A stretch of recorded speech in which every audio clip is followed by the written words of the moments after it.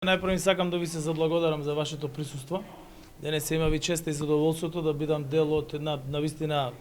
важна и корисна дебата со студентите во Организација на социјалдемократската младина на Македонија,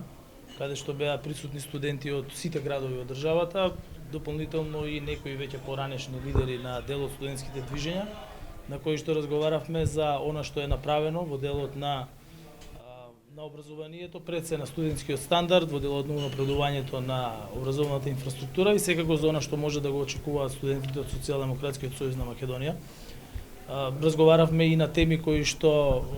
не смеат да бидат табу теми во државата, туку треба за нив да се разговара и кои што јас навистина бев среќен што беа поставени.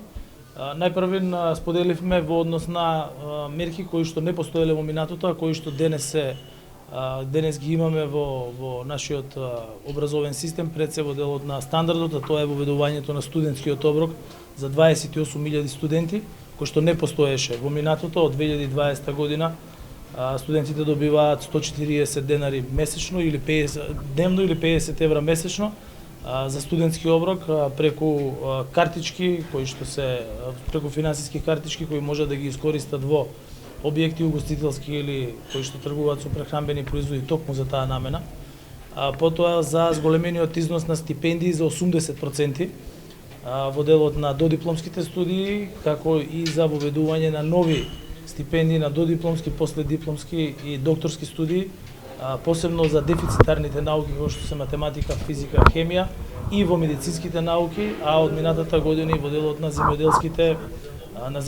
науки, кои што стипендии се веќе со износи до 18.000 денари за докторските студии или 9.000 денари за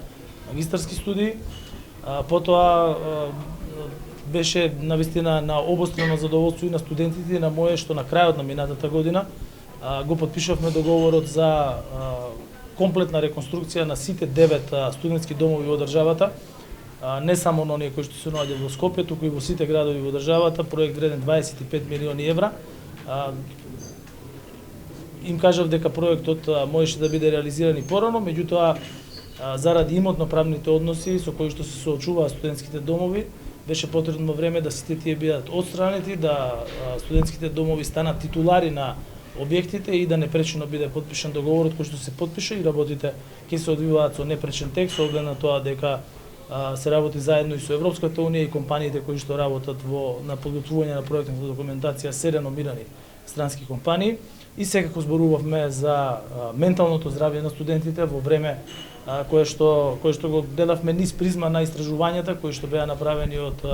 Националниот совет за ментално здравје на студентите,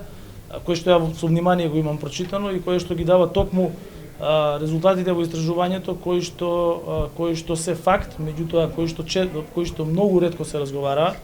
а тоа е дека заради динамичниот начин на живот, заради изложеноста на голем број на комуникацијски средства, брзата комуникација, големиот број на социјални медиуми и така натаму, голем број на млади, не само кај нас, туку и во светот,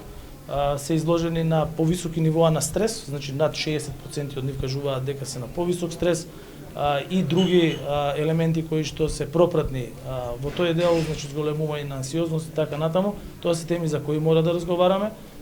теми кои што треба да се адресираат, затоа и минатата година изготвивме стратегија за ментално здравје кај младите лица и кој што ќе следи со голем број на мерки кои што ќе треба овој проблем да го адресираат, меѓутоа и да изнедат решенија во овој дел. На крајот сакам да се заблагодарам на Марко, на Маја, која што беше моја колешка на панелот, каде што ги отворивме сите прашања. Студентите беа навистина на висина на нивната задача, односно согласно со очекувањата, млади луѓе кои што располагаат со голем број на информации, со прашања кои што гледаат кон иднината и секако дека се сложивме заедно дека единствен начин и единствен пат за државата е целосно интегрирање во Европската унија, која што ќе овозможи и поголема мобилност, ќе овозможи поголем пристап до можности за научно-истражувачка, академска кариера во државата, меѓутоа и надвор, размена на знаења, мобилност во делот на зголемени Еразмус проекти, Хорайзон проекти и така натаму, и држава во која што впрочем тие ќе можат да го гледаат својот личен и професионален развој како полноправна земја членка на Европска унија. И благодарам на сите уште еднаш.